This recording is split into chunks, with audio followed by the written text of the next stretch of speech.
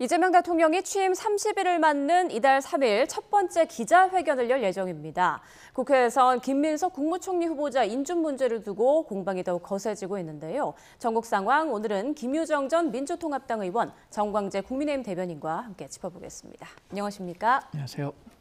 자, 오늘은 먼저 윤석열 전 대통령 얘기부터 좀 해보겠습니다. 윤 전 대통령 오늘로 예정된 내란 특검의 2차 소환 조사에 응하지 않았고 특검은 결국 이번 주 토요일이죠. 5일 오전 9시까지 출석해라라고 통지를 했는데 자, 윤 전 대통령과 특검 사이에 이런 줄다리기라고 해야 될까요? 이런 신경전 좀 어떻게 보고 계세요? 끝까지 국민에게 죄송하다는 사과 한마디 없으면서 뭐든지 이렇게 제멋대로 하는 피의자는 사실상 처음입니다. 그리고 왜 이렇게 시간에는 집착하는지 지금 7월 5일 날 오전 9시 출석해라 라고까지 얘기를 했는데 시간은 또 조정 협의를 해봐야 된다라고 얘기하잖아요. 굳이 지난번 28일 날 그 첫 출석에서도 10시를 고집했는데 정말 지난 3년간 우리가 그 여러 가지 무속 논란 때문에 굉장히 머리가 아팠는데 이 시간 내도 무슨 특별한 의미가 있는 건가라는 생각마저 들게 하는 그런 대목이고요. 특히 이 특검이 계속되는 거 아니지 않습니까? 1년, 2년 가는 거 아니고 한 5, 6개월 정도 신속하게 수사하고 마무리를 지어야 되는데 이렇게 하루, 이틀, 사흘 시간 끌기 하려는 것 아닌가라는 생각밖에 안 들죠. 지금 이런 행태는. 그리고 지하로 가겠다, 몇 시에 나가겠다. 이렇게 특검하고 거의 무슨 배틀 하듯이 출석 시간과 날짜를 이렇게 정하는 이런 모습도 정말 보기 드문 피의자의 모습이고요. 역대 대통령들이 다 법정에 서고 검찰 수사 받았습니다마는 이렇게까지 염치 없게 또 졸렬하게 이런 모습을 보이지는 않았거든요. 그래서 계속해서 시간만 가라, 세월아 가라. 그러면은 본인이 주장하는 대로 나는 무죄야. 이런 생각, 그 망상에 여전히 빠져 있는 것 같아서 참 안타깝고 보기 매우 민망한 모습이라고 생각합니다. 네, 특검팀에서는 5일도 출석하지 않으면 체포영장뿐 아니라 구속영장까지 검토하는 할 것으로 그렇게 관측이 되고 있는데 김 의원님께서도 말씀하셨습니다만 윤 전 대통령 측에서 체포영장은 청구되지 않지만 시간은 끄는 그런 전략을 쓰고 있다 이런 분석도 나오더라고요. 어떻게 보세요? 예, 기본적으로 윤석열 전 대통령은 특검의 수사에 적극적으로 응해야 할 의무가 있다고 생각합니다. 윤석열 전 대통령은 이제 전직 대통령이라는 신분이 있기는 하지만 자연인이죠.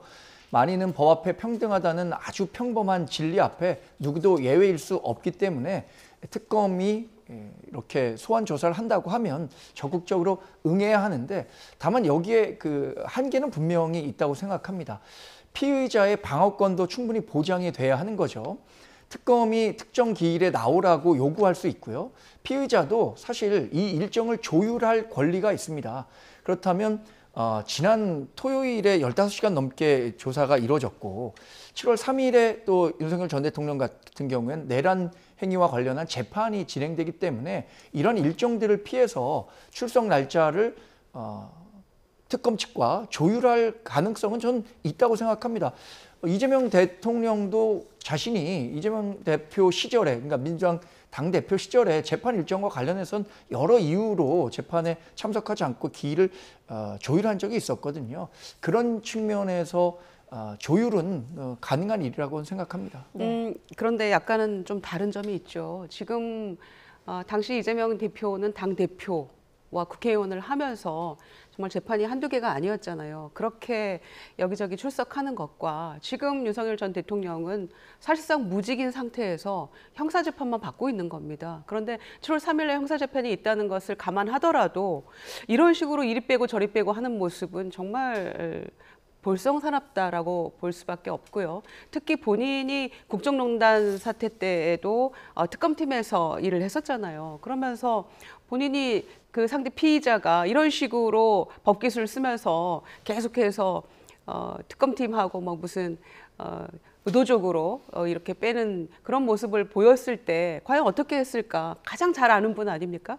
그런 측면에서 15시간 뭐 조사를 처음에 받았다고는 합니다만 사실상은 5시간이었고 총경이 나를 어떻게 총장 출신인 대통령 나를 수사해. 뭐 이런 듯한 그런 태도를 가지고 있었기 때문에 사실상은 몇 시간 안 됐던 것이고 실질적으로는 굉장히 딱 걸릴 수밖에 없는 증거를 대니까 당황했다. 이런 얘기 뭐 많은 분들이 지금 하고 계시잖아요. 그런 점에서 한정된 시간 속에서 이루어지는 이 특검에 정말 열심히 협조하고 본인이 정확하게 국민 앞에 소상히 밝히고 이런 모습이어야만 그나마 국민들이 마지막으로라도 조금은 이해할 수 있는 그런 장면이 되지 않을까 싶은데 전혀 지금 그렇지 못하다는 측면에서 굉장히 유감스러운 장면이죠. 네, 날짜와 시간을 조율하는 게 이재명 대표 때와 뭐가 다르냐 이런 입장이셨고 완전히 다르다라는 두 분의 입장 들어봤는데 자 지난 금요일이죠. 휠체어를 타고 퇴원한 김건희 여사에 대한 관심도 높은 상황입니다. 관련해서 나온 목소리 들어보겠습니다. 김건희 여사 먼저 소환할 가능성도 있을까요? 사건 진행 상황을 보면서 논의할 예정입니다. 아직은 정해진 바 없습니다. 김 여사 신병 확보를 위해서 출국 금지도 검토하고 계실까요? 뭐 차츰 얘기할 기회가 있습니다. 확인해보니 지금 현재 그 저혈압이 아주 심하고요. 그다음에 그 어지럼증, 현기증, 그리고 그 호흡 곤란 이런데 다른 여러 데 그 몸에 너무 안 좋은 게 많아서 병원에서 이제 그 휠체어 타고 저혈압이다 보면 현기증이 심해요.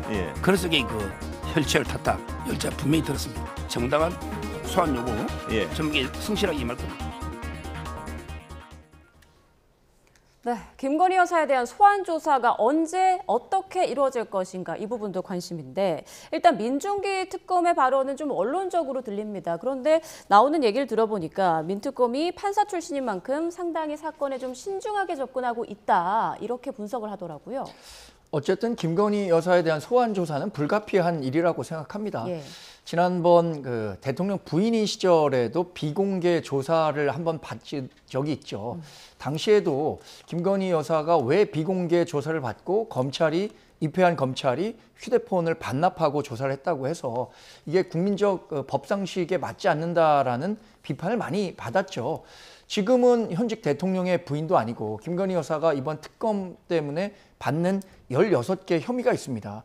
관련해서 본인에 대한 조사 없이 특검이 마무리될 수가 없기 때문에 아무리 검찰에서 기초 조사가 마무리돼 있다고 하더라도 김건희 여사 본인에 대한 수사는 뭐 불가피하다고 보기 때문에 김 여사가 지금 건강 상태가 일정 정도는 회복이 됐으니까 병원에서 퇴원을 했겠죠.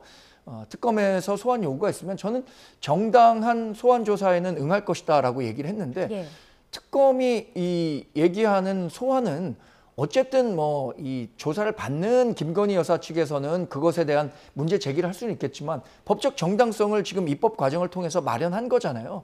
그렇다면 특검 조사에 김건희 여사도 응하지 않을 이유가 없다 이렇게 생각합니다. 네, 그 윤 전 대통령 측과 소통하는 걸로 알려진 서정욱 변호사의 말도 들어봤는데 김건희 여사가 저혈압이 아주 심해서 휠체어를 탄 거고 말씀하신 것처럼 특검에 정당한 소환 요구가 있다면 성실하게 임할 거다 이렇게 말을 했어요. 그 모든 말들 어떻게 좀 믿으십니까? 어떻게 생각하세요? 뭐 서정욱 변호사가 김건희 씨의 무슨 변호인인지는 모르겠습니다만은 글쎄요, 전 국민이 다 혈압 오르고 고혈압 환자 될 지경에 이르렀다는 모습은 생각 안 하시는 건지 제가 묻고 싶고요.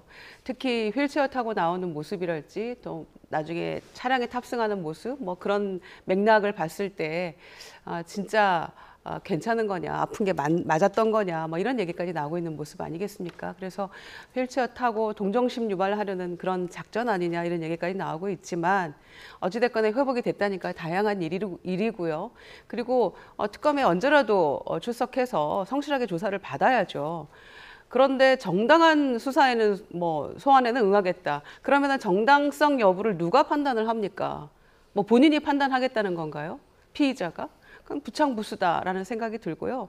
특히 이 민중기 특검 경우에는 판사 출신이시잖아요. 그러니까 조금 캐릭터가 다른 것 같아요. 내란 특검의 조은석 특검과는. 그래서 굉장히 신중하게 차분하게 여러 가지를 다 살펴보고 있는 것 같은데 혐의가 16가지 아닙니까? 그중에 모든 혐의의 정점에는 김건희 여사가 있기 때문에 뭐 수사는 불가피한 것이고요. 그래서 이미 이제 많이 수사가 진전된 것들이 있잖아요. 16개 중에서. 도이치모터스 주가 조작 사건이랄지 명태균 씨 관련된 거, 뭐 건진법사, 뭐 이런 뭐 명품백이랄지 이런 것들은 이미 그 확보된 또 수사 내역들이 있기 때문에 빨리 소환해서 수사를 하는 게 맞죠. 혐의가 16개인데 지금 150일 동안에 이게 어떻게 될지 알 수 없기 때문에 속도를 내는 게 중요하고요. 성실하게 소환에 응해서 수사 받아야 된다고 생각합니다. 제대로 수사받은 적 한 번도 없지 않습니까? 예. 자, 이번에는 이재명 대통령의 행보로 좀 넘어가겠습니다. 이 대통령이 취임 후 5번째 국무회의를 오늘 오전에 주재했는데요. 이 자리에서 국무위원들에게 국회를 존중할 것을 당부했습니다. 직접 들어보시죠. 국회와의 관계에서 지금 약간의 뭐랄까 오해랄까 이런 것들이 좀 있는 것 같습니다. 아무리 우리가 외형적으로 높은 자리, 높은 권한을 가지고 있다 할지라도 임명된 권력은 선출 권력을 존중해야 합니다. 국회는 국민으로부터 직접 권력을 위임받은 기관이어서 우리 국무위원들께서 국회에 가시면 그 직접 선출된 권력에 대해서 존중감을 가져주시면 좋겠어요. 국가의 기본적 질서에 관한 문제니까 최대한 국회에 존중을 해주시기를 당부드립니다. 임명된 권력은 선출된 권력을 존중해야 한다. 뭐가 굉장히 좀 의미심장하게 들리는데요. 어떤 의미로 한 말일까요? 대통령제 국가에서 이 두 개 기관이 똑같이 합법적 권한을 갖고 있다고 생각합니다. 정당성이죠. 그러니까 대통령을 직접 뽑기 때문에 대통령이 선출된 권력으로서의 권한을 갖고 있는 거고요. 국회의원도 선거를 통해서 뽑히기 때문에 그런 권한을 갖게 되는 거죠. 저는 이재명 대통령이 지금 다수당의 대표 출신의 대통령이라는 장점을 10분 활용하고 있다고 생각합니다. 이렇게 얘기할 수 있는 것은 본인이 속한 민주당이 국회 내에서 절대 다수의 의석을 갖고 있기 때문에 국회가 본인의 그 국정 동력을 떨어뜨리는 일은 절대 없을 것이다라는 자신감이 있겠죠. 그러니까 국회와 관련해서 이렇게 조금 더 자신 있는 모습을 보이는 것 같습니다. 반면에 2022년에 윤석열 전 대통령 같은 경우에는 당시에 우리 당이 소수 정당이었고 윤석열 전 대통령이 우리 당에서 오랫동안 활동하지 못했었던 그 한계가 있었기 때문에 국회 관계가 매끄럽지 못했던 게 사실이죠. 결국에는 대국회 관계가 잘 이루어지지 않았기 때문에 결국 12월 3일 그 비상계엄도 있었고 결국에는 4월 4일에 파면되는 결정이 있었는데 그런 측면에서 이재명 대통령은 확실히 성공하기 위한 대통령으로서의 지금 조건은 잘 갖춰 있다고 생각하는데 반면에 이걸 거꾸로 생각한다면 국정 운영에 대한 실패에 대한 책임은 오롯이 민주당과 대통령이 질 수밖에 없다는 점 역시 명심해야 할 것으로 봅니다. 네, 어떻게 들으셨습니까? 그거는 뭐 집권 여당으로서 당연히 국정 운영에 대한 책임은 지는 것이죠. 그건 뭐 정부와 여당의 책임은 무한 책임이 있다고 저도 생각합니다. 다만 전임 대통령이 모든 국정 운영이랄지 어떤 대국회에 대한 어떤 그 정무적 판단이랄지 이런 것에 기준점이 되어서는 안 되겠습니다만 윤석열 전 대통령이 너무나 지나치게 과도하게 국회를 무시하고 거의 뭐 국회 무시의 선봉장 같은 역할을 했었기 때문에 저는 그 부분에 대한 비판도 숨어 있는 그런 국무회의의 이야기였다고 생각합니다. 특히나 지금 국무위원들은 전임 대통령이 임명한 국무위원들이고 향후 지금 이제 내각이 완성이 되어가고 있는 그런 상황입니다만은 인사청문회까지는 한두 번은 더 국무회의가 있을 거예요. 그런 점에서 윤석열 전 대통령이 매번 뭐라고 얘기했습니까? 국무회의 때마다 정기국회나 혹은 예산국회에 가서 국회 가서 잘 싸워라. 싸움의 대상으로 국회를 봤었거든요. 그런 점에서 정치가 완전히 실종돼 버린 그런 상황이었는데 국민주권 정부에서는 국민의 손으로 선출된 뽑은 국회의원들은 바로 국민을 대표한다는 측면에서 국회 존중은 곧 국민 존중이라고 보고 있는 것이죠. 그래서 그런 차원에서 뭐 응당해야 될 이야기를 한 것이라고 평가하고요. 또 국무위원들이 향후 국회에 가서 뭔가 뭐 예산이건 정책이건 대정부 질문이건 그 과정에서도 이런 대통령의 의중이 10분 반영된 그런 국민 존중, 국회 존중의 태도를 갖게 될 것이라고 생각합니다. 네, 앞서 정 대변인께서는 다수당 출신 이재명 대통령의 어떤 자신감에서 나온 발언이 아니겠느냐 이런 말씀해 주셨어요. 네. 그런데 이틀 뒤 7월 3일에 이제 취임 후 첫 대통령 기자회견이 열리는데 역대 대통령들은 보통 100일 전후로 해서 많이들 기자회견을 했는데 많이 빨리 잡혔단 말이죠. 네. 이것 또한 어떤 현안에도 내가 답할 수 있다 이런 자신감에서 나온 거 아니겠느냐 이런 분석이 있더라고요. 뭐 120% 공감합니다. 이재명 대통령의 최근 행보를 놓고 보면은 국정 운영에 굉장한 자신감을 갖고 있는 것 같아요. 또 본인이 이번이 3번째 대통령 선거 출마였거든요. 그런 측면에서 국정과 관련해서 본인이 충분히 이해하고 있다라는 점을 강조하고 싶은 것 같고요. 반대로 이런 것도 작용했을 것 같습니다. 이재명 대통령이 49%대의 득표율로 대통령이 됐습니다. 그래서 이재명 대통령을 그동안 강력하게 지지했던 분들은 이 대통령에 대한 그 지지 강도가 굉장히 높아요. 그런데 오랫동안 정치를 하면서 반대로 이재명 대통령에 대한 반 이재명 정서가 있는 것도 사실이거든요. 이번에 이 계엄과 대통령 파면이라는 대통령 선거에도 불구하고 이재명 대통령이 과반의 득표율을 실패한 것은 그 반 이재명 정서도 저는 작용했다고 봅니다.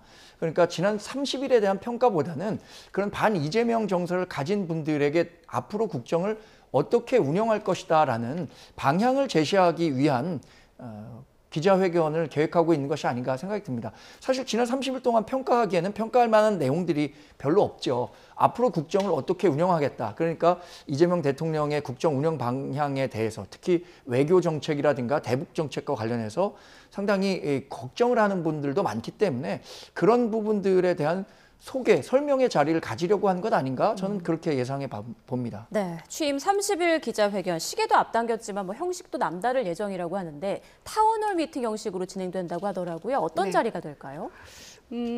서로 좀 자유롭게 묻고 답하고 그런 모습 지금 화면에 나가고 있는 것처럼 지난번에 광주 군공항 이전 예. 문제 가지고 광주에 내려가서 해당 지자체장들 그다음에 뭐 국민들 주민들 다 모여서 굉장히 자유로운 분위기 속에서 묻고 답하는 그런 자리를 가졌잖아요.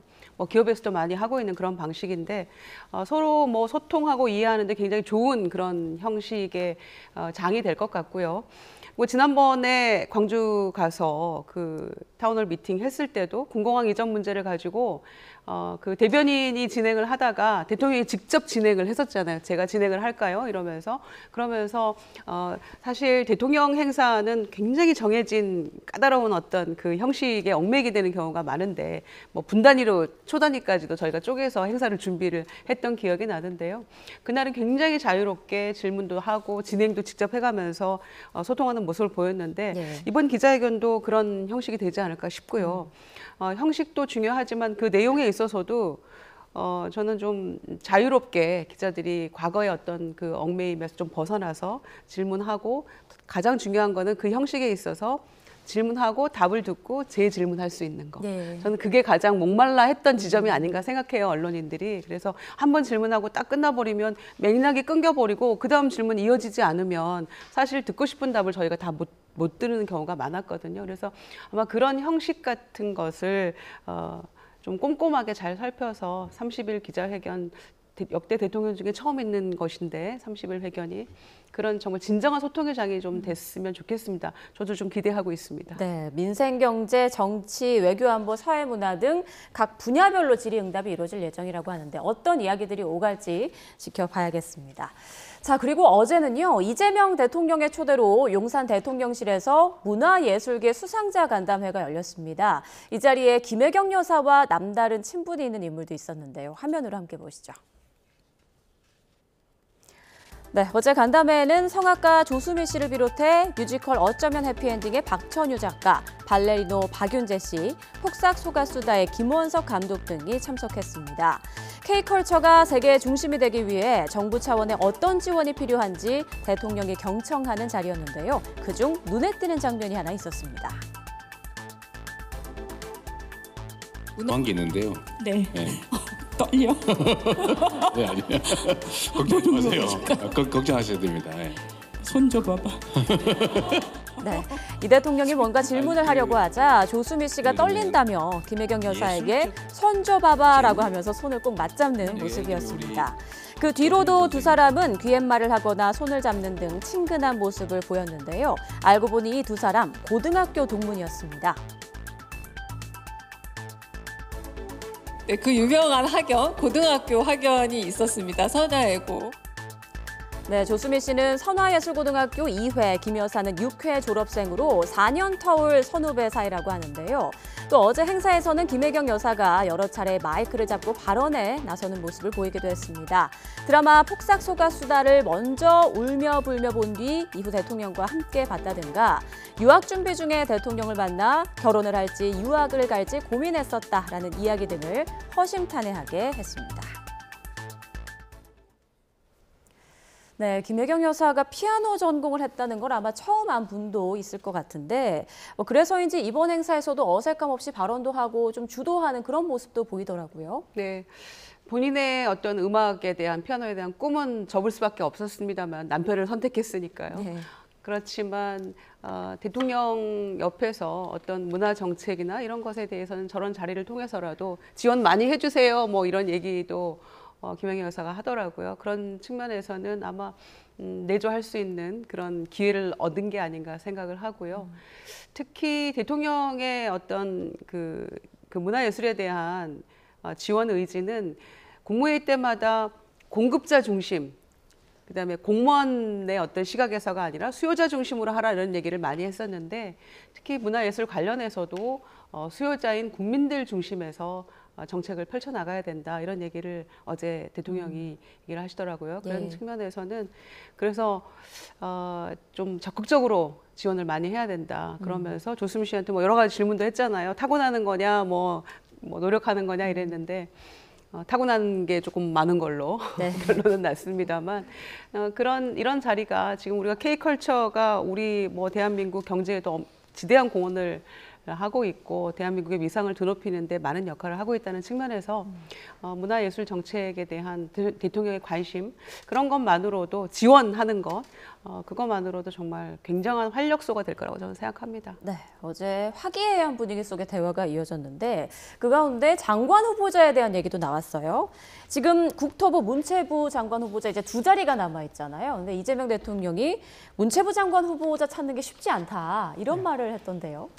어제 국회 예결위가 열렸는데 유인천 장관이 참석을 했더라고요. 네. 그래서 문체부 장관이 바뀌지 않았구나라는 걸 확인했었는데 문체부 장관 인선과 관련해서는 이재명 대통령 본인이 얘기를 하고 있잖아요. 적임자에 대해서 어느 부처 못지않게 고민을 하고 있다 얘기를 하고 있으니까 이 정부 철학에 맞는 문체부 장관 인선 잘 하길 바랍니다. 우리 야당으로서는 장관 인선이 이루어지면 그분의 도덕성이라든가 업무 능력과 관련해서 꼼꼼한 검증을 해야겠죠. 특히 국토부 장관 자리가 지금 비어있는 것은 빨리 인선을 마무리해야 할 필요가 있다고 생각합니다. 네. 지금 코스피 오르는 것은 뭐 모든 국민들이 좋아하고 있지만 지금 강남 중심으로 해서 서울 아파트 가격이 굉장히 큰 폭으로 오르고 있습니다. 그래서 이례적으로 정말 전례를 찾기 어려울 정도의 고강도 부동산 대책을 내놓은 거죠. 수도권 전 아파트에 대해서 6억 원 이상의 아파트 담보대출은 금지시킨다는 거, 이거 굉장히 폭압적인 방식이라고도 볼 수 있거든요. 그러면 과거 노무현 정부, 문재인 정부를 거치면서 국민들이 갖고 있는 의구심은 이런 게 있습니다. 진보 정부, 그러니까 민주당이 집권할 때마다 아파트 값은 오른다라는 불패 신화를 갖고 있잖아요. 이런 것들이 가중되면서 시중의 부동산 심리를 더 악화시키고 있거든요. 이거 빨리 잡지 않으면 이재명 대통령의 국정에도 굉장히 큰 부담이 될 겁니다. 그런 측면에서 아파트 값을 정말 확실히 잡을 수 있는 국토부 장관 인선이 이루어져야 하고요. 정책도 나와야 한다고 생각합니다. 네, 국토부 장관 후보자, 문체부 장관 후보자에는 누가 이름으로 올릴지 관심이 쏠리고 있는 상황이고 새 정부에서 검찰개혁 임무를 맡은 정성호 법무부 장관 후보자의 오늘 출근길 모습 잠깐 보고 이 내용 이어가겠습니다. 국민들의 눈높이에 맞춘 그런 검찰개혁이라든가 또 사법체계의 변화 이런 것을 고민해야 될 입장이 있기 때문에 굉장히 신중하게 또 차분하게 고민하고 준비하겠습니다. 그 검찰 조직의 뭐 해체라든가 이런 표현은 적절하지 않은 것 같고요. 국민의 눈높이에 맞는 개혁이 이루어져야 되지 않겠나라는 생각을 하고 있습니다. 다만 뭐 수사와 기소의 분리, 또 검찰에 집중된 권한의 재배분, 또 이런 문제에 관련해서는 어느 정도 국민적 공감대가 있다고 생각하고 있습니다. 검찰 안에서 반발 기류도 좀 예상이 되는데 검찰 조직과의 소통은 어떻게 하실 계획이실까요? 저는 뭐 검찰 조직 내부에서 반발이 있을 거라고 생각하지는 않습니다. 네, 정성호 후보자 검찰개혁에 대해서 국민적 공감대가 있어야 한다고 생각한다 이런 말을 했는데 지금 보면은 조합으로 민정수석에는 봉욱 전 대검찰청 차장검사가 지명됐잖아요. 이 조합은 좀 어떻게 보십니까? 저는 우선은 정성호 법무부 장관 후보자, 봉욱 민정수석, 예. 그리고 윤호중 행안부 장관 후보자까지 예. 저는 검찰개혁의 어떤 트라이앵글이 완성됐다라고 생각합니다. 특히 먼저 윤호중 그 후보자 말씀을 드리면 법사위원장도 했고 또 원내대표를 문재인 정부에서 했었는데 사실 검찰개혁의 미완으로 끝나는 바람에 마지막 퍼즐을 맞추지 못한 그런 아쉬움도 있을 거예요. 그래서 행안부 장관이 되면 이제 검찰국 폐지하고 수사권 조정의 문제에 있어서도 상당히 역할을 할 거기 때문에 또 이 검찰개혁 맥락을 이해하고 있는 그런 후보자니까 새 이 트라이앵글이 완성이 됐다 이렇게 생각하고요. 정성호 후보자 같은 경우에는 대통령의 뭐 오랜 지인으로서 뿐만이 아니고 본인이 5선의 어떤 중량감 있는 정치인으로서 많은 역할들을 해왔고 실제로 사법개혁특위위원장으로서도 뭐 이 검찰개혁이나 이런 부분에서는 굉장히 조예가 깊은 분이잖아요. 그런 점에서는 적임자다. 대통령의 국정 철학도 이해하고 그다음 또 힘도 실어줄 것이고 그리고 개인적으로도 인간적으로도 이해를 잘 하고 있는 측면이 있기 때문에 아마 이 검찰개혁에는 적임자가 아니었나 생각하고요. 봉욱 민정수석의 경우에도 지금 한 분이 낙마하고 난 이후에 온 사람인데 문재인 정부 때는 뭐 검찰개혁에 대해 수사기소권 분리에 대해서 반대했다 이런 얘기도 합니다만은 지금은 뭐 대통령의 의지가 확고하고요. 첫째, 그다음에 법무부 장관의 의지도 있는 것이고 행안부 장관도 마찬가지고 그런 점에서는 오히려 과거에는 어떤 본인의 어떤 생각이 있었는지 모르겠습니다만은 이 수사기소 분리라는 이 측면에서 내부의 검찰이 뭐 이거는 너무나 국민들도 염원하는 것이고 당연히 이건 정해진 수순이기 때문에 이걸 어떻게 할 것인가만 남아있다고 저는 생각해요. 그런 점에서는 내부의 어떤 반발도 잠재울 수 있는 조정자 역할도 저는 민정수석이 할 수 있을 걸로 보기 때문에 또 여기에 대해서 비판하는 여권 내부의 목소리도 있습니다만은 네. 법무부 차관과 아울러서요. 그렇지만 저는 세 사람이 삼각편대를 이루어서 검찰개혁을 국민의 뜻을 받들어서 굉장히 잘 해나갈 수 있을 것으로 기대하고 있습니다. 네, 일단 여권에서 여러 평가가 있지만 김 의원님께서는 긍정적으로 네. 보고 있다라는 말씀해 주셨습니다. 앞서 그래픽에서 봉욱 민정수석 후보자라고 나가는데요. 봉욱 민정수석 임명됐다라고 다시 한번 좀 정정해서 말씀을 드리겠고요. 오늘 심우정 검찰총장이 사의를 표명한 것으로 이제 전해졌습니다. 알려졌는데 그래서 오늘 이재명 정부의 첫 검찰 고위직 인사가 단행될 수도 있다. 이런 전망까지 나오고 있는 상황입니다. 어떻게 보고 계신가요? 일단 정성호 법무장관 후보자가 했었던 이야기 중에 조금만 이야기를 이어가자면 네. 검찰청 해체는 입법사항이기 때문에 야당인 국민의힘과도 적극 협의해야 한다. 이런 얘기 저는 환영합니다. 왜냐하면 과거에 있었던 검경 수사권 조정이라든가 공수처법 통해서 공수처를 신설했을 때 이때 야당과 엄청나게 이 갈등을 겪으면서 결국에는 졸속 입법됐기 때문에 그 검경 수사권 조정에 따른 피해가 국민에게 전가됐다 이런 평가들을 많이 하고 있거든요. 또 공수처를 만드는 과정에서도 철저하게 이루어지지 않았기 때문에 지난번 내란 수사와 관련해서 윤석열 전 대통령 수사권이 있느냐 없느냐를 두고도 한창 공방을 벌였잖아요. 저는 협상에서도 나쁜 딜보다 노딜이 낫다 이런 얘기 하잖아요. 이번에도 검찰청을 개혁한다고는 하지만 개혁이라는 미명 아래 개혁이 돼서는 안 된다고 생각하기 때문에 늦더라도 졸속 입법이 아니라 정확하게 숙고된 법안 정리를 통해서 검찰과 관련한 개혁이 이루어져야 한다고 생각합니다. 심우정 검찰총장이 사의를 표명한 것은 저는 뭐 개인적 판단이기 때문에 존중합니다. 왜냐하면 정권이 바뀌면서 우리가 송미령 농림부 장관이 유임됐을 때도 제가 강도 높게 좀 비판을 한 적도 있는데 국정 철학이 완전히 다르고 해야 할 역할이 본인이 없다고 생각한다면 본인의 거취를 정리하는 게 중요하다고 생각합니다. 그런 측면에서 심우정 검찰총장이 본인이 지금 과거 정권에서 임명됐고 지금 개혁의 대상으로 꼽히고 있는 거잖아요. 검찰청이. 그러나 본인은 그 개혁의 대상이라고 생각하지 않기 때문에 이번 그 업무 보고하는 과정에서도 뭐 좀 이견이 있었던 것 아닙니까? 그런 측면에서 개인의 의견으로서는 존중합니다. 거취를 표명한 것은. 예, 심우정 검찰총장 오후에 입장 발표를 할 예정이라고 하니까요. 또 어떤 이야기를 하는지 저희가 연결해서 들어보도록 하겠습니다. 자, 김민석 국무총리 후보자에 대한 여야의 공방이 계속 거세지고 있는데요. 이런 가운데 어제 김민석 후보자가 국회에서 농성을 하고 있는 나경원 의원을 찾았습니다. 그 장면 보고 오시죠.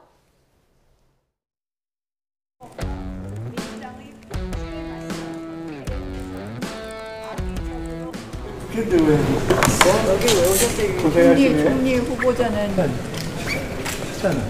김밥 먹었죠. 웰빙 단식. 웰빙 나는 언제 단식한다 그랬다. 단식 하시는 건 아니지? 단식 하지 마. 단식은 왜요? 단식해도 안 내려올 거잖아. 응? 단식하면 내려올 거야? 좀 자료 좀 내요. 자료 좀. 우리 당 인사 아니, 자료 다 갖다 줬는데 그걸 보지 않고 들어오질 않고. 아니 무슨 마지막. 주진 의원이 사과를 하셨으면 나머지까지 다 드리려고. 아니 자료 안 낸다고. 그럼 자료. 아니야.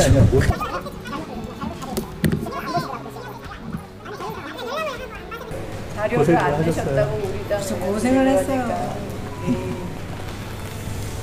자, 수고.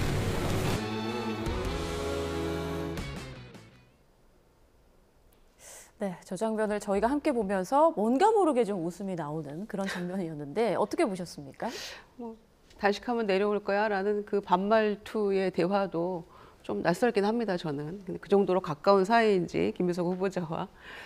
그런데 저는 뭐 일부러 지나가다 들른 건 아니고 그냥 그 농성하고 있다고 해서 찾아갔다고 알려져 있는데 뭐가 진실인지는 모르겠어요. 근데 저는 나경원 의원을 보면서 뭐 김민석 후보자 뭐 이런 상황 떠나서요, 좀 많이 안타깝습니다. 왜냐하면은 지금 우리 대한민국 국회의 여성 의원이 한 20%가 이제 간신히 됐어요. 22대 국회에서. 그러니까 한 60명 정도 되는 건데 더군다나 5선 의원에 올라가기는 정말 어려운 일입니다. 지금 뭐 아마 한두 명 있을까요? 그런 상황인데 원내대표도 했었고 여성 중진 의원이 저는 앞장서서 뭔가 이 변화와 개혁과 쇄신의 어떤 아이콘으로서 역할을 해주길 많이 기대를 했는데 계엄 이후 뭐 탄핵 국면에서도 그렇고요. 정말 보수 괴멸에 큰 역할을 한 사람이 있다면 그 중에 한 축이 아마 나경원 의원이라고 저는 생각합니다. 그런 점에서 어쩌면은 국민의힘이 지금 지리멸렬해 가고 있고 김용태 비대위원장 어제 이제 임기 마치고 기자회견하고 이제 떠났습니다마는 어떤 보수의 어떤 그 개혁이나 쇄신이나 이런데 본인이 향도로서의 어떤 역할을 해야 되는 게 아닌가, 나경원 의원은. 저기 앉아가지고 지금 이게 뭐 하는 건지 잘 모르겠어요, 저는. 당은 저렇게 엉망이 되어가고 있는데 다음 포석에 전당대회에 나올 포석이다 이런 얘기까지 나오고 있으면 굉장히 부끄러운 거 아닌가요? 그래서 저는 중진 의원들이 초선인 김용태 비대위원장 뒤에 숨어서 당 쇄신은 나 몰라라 했다라고 굉장히 비겁한 모습 보였다고 생각하는데 지금 이제 농성하면서 김민석 물러가라 이렇게 하고 있는 것은 더 맞지 않죠. 지금 자당의 운명이 어떻게 돼가고 있는지, 지금 국민의힘의 모습이 국민들에게 어떻게 비춰지고 있는지 저는 반성하고 돌아봐야 될 시점이라고 생각하고요. 김민석 후보자에 대해서는 여러 이야기 있었습니다만 여론이 막 들끓어야만, 그래야만 국민의힘이 하는 얘기가 맞는 건가? 라고 갸우뚱할 수도 있다고 생각합니다만 대체적으로 총리로서 적합하다라는 국민들의 의견이 있지 않습니까? 그리고 이 어려운 대내적 상황에서 빨리 함께 인준하고 넘어가는 것이 맞죠. 한덕수 총리 후보자가 그렇게 적합한 인물이고 매우 흡족해서 민주당이 지난 윤석열 정권 초대 총리로 함께 인준했던 건 아니거든요.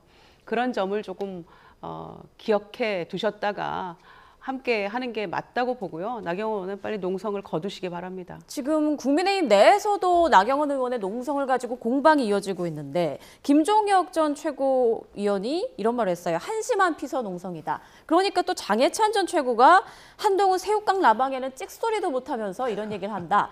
이건 어떤 상황입니까? 글쎄 이 상황을 두고 당내에서 분란이 있을 만한 내용은 전 아니라고 생각합니다. 사실 우리가 지금 그 민주당이 뭘 잘못하고 있는지 국무총리 김문석 후보자가 왜 결격 사유가 있는지 이 부분에 집중해야 하는데 당내에서 나경원 의원의 농성을 두고 그것이 방법적으로 옳다 틀리다 이렇게 얘기하는 것은 전 적절하지 않다고 보고요. 저 장면 보고 조금 전 아쉬웠습니다. 김문석 후보자가 저 자리에 그러니까 나경원 의원이 농성하는 자리에 소통을 하러 간 겁니까? 놀리러 간 겁니까? 혹은 또 뭐 조롱하러 간 겁니까? 맨 마지막에 가면서 자 수고 이렇게 하면서 가는데 거기 농성하고 있는 사람한테 그 할 얘기입니까? 자 수고 이 얘기에는 어떤 의미가 담겨 있나 잘 들어보면요. 어차피 나 의원이 이렇게 여기서 뭘 농성을 한다고 하더라도 다음번 7월 4일인가요? 국무총리 인준과 관련해서 국회 표결이 이루어지면 민주당이 다수 의석을 갖고 있으니까 나는 국무총리가 돼. 그러니까 뭐 하든 뭘 하든 한번 해봐. 이런 식으로 읽히는 거 아닌가요? 저는 그래서 그 민주당 내에서도 뭐 바캉스 농성이다 이렇게 얘기를 하고 계시는데 협치의 대상이라고 얘기를 하잖아요. 국민의힘을. 그러면 동료 의원으로서 그렇게 조롱과 비아냥할 것이 아니라 고생하는 면 그 부분과 관련해서 집중해야지 저렇게 자꾸만 이렇게 조롱하고 하는 것은 전 바람직한 의정활동은 아니라고 봅니다. 네, 김민석 국무총리 후보자 인준을 두고 여야의 공방이 거세지고 있는데 민주당에서는 민영사상 책임을 묻겠다 이런 언급까지 나왔더라고요. 그렇습니다. 거듭해서 말씀드리지만 이제 그 청문회 때 소명했던 내용 중에 출판기념회 2번 뭐 경조사 있었고 이런 얘기들을 하지 않았습니까? 또 처가에서 뭐 얼마씩을 해서 합쳐보니 뭐 한 2억 가까이 되더라 이런 이야기들이 있었는데 마치 한꺼번에 그냥 6억을 어디다 쌓아두고 그렇게 한 양 충분히 의심할 수 있는 그런 얘기들을 했기 때문에 시점이 다 다른 그런 이벤트들이었는데도 불구하고요.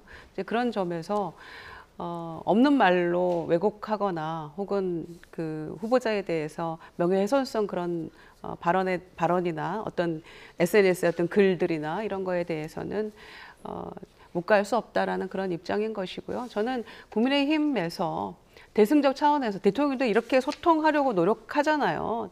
또 여야 대표들 만남도 그렇고 또 8월 달에 전당대회 끝나면 아마 당대표들 또 모아서 대통령이 소통하고 그럼 자리 또 마련할 거라고 저는 생각합니다.